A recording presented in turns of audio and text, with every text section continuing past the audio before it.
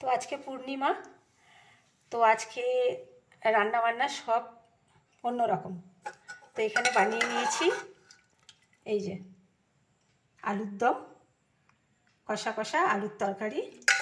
আজকে দুপুরে এই খাওয়া হবে। আর সাথে আছে পরোটা, পরোটা বানিয়ে নিয়েছি সাথে। পরোটা আজকে পরোটা খাওয়া হবে। তো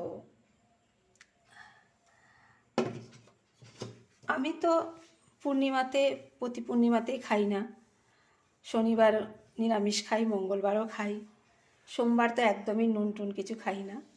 তো ওরা খায়, তবে ওরা শনি মঙ্গলবার খায় না। হ্যাঁ, আর সোমবার আমি খাই না, ওদের জন্য রান্না করে দিই। আর তো ওরা বললো মা আজকে পূর্ণিমা, আজকে আমরাও তাহলে পরোটা তরকারি খাবো। খাও, ও আর ওর বাবা। আর সাথে আছে এই যে, দেখে নাও, এটা হচ্ছে গঙ্গারামের দই। একদম এই দই মানে খুব একদম টাইট শক্ত, বুঝলে তো? দেখবে ভেতরটা দেখাচ্ছি, দাঁড়া দেখাচ্ছি। এত শক্ত দই, দেখো দেখো দইটা, দারুণ দই। আর সাথে আছে মেয়ে দই খাবে খাবে, নাহলে ও দুধ খেয়ে নেবে। এর জন্য দুধ গরম করে রেখে দিয়েছি, হয়ে যাবে। তো আজকে পূর্ণিমা, এতটুকুই রান্না, পরে আবার দেখা যাক কী খাওয়া যায়। এক একদিন এক এক রকম সিস্টেমের রান্না, তাই না? অবশ্য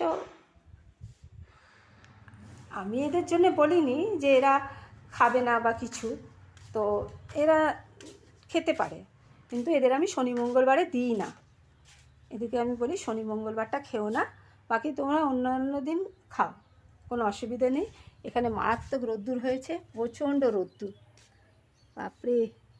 ওই রোদ্দুরে ওই দেখা যাচ্ছে সাদা, একদম পাহাড়ের মতো দেখা যাচ্ছে। ওইটাই হচ্ছে, ওদিকটা হচ্ছে পুরো, ওই যে দেখা যাচ্ছে ওদিকটা পুরো কাঞ্চনজঙ্ঘা।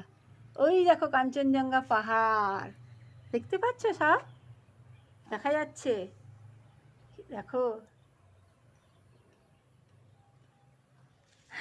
এখানে রোদ্দুর হলেই না কাঞ্চনজঙ্ঘা পাহাড়টা একদম খুব সুন্দর দেখা যায়, খুব সুন্দর দেখা যায় এখানে।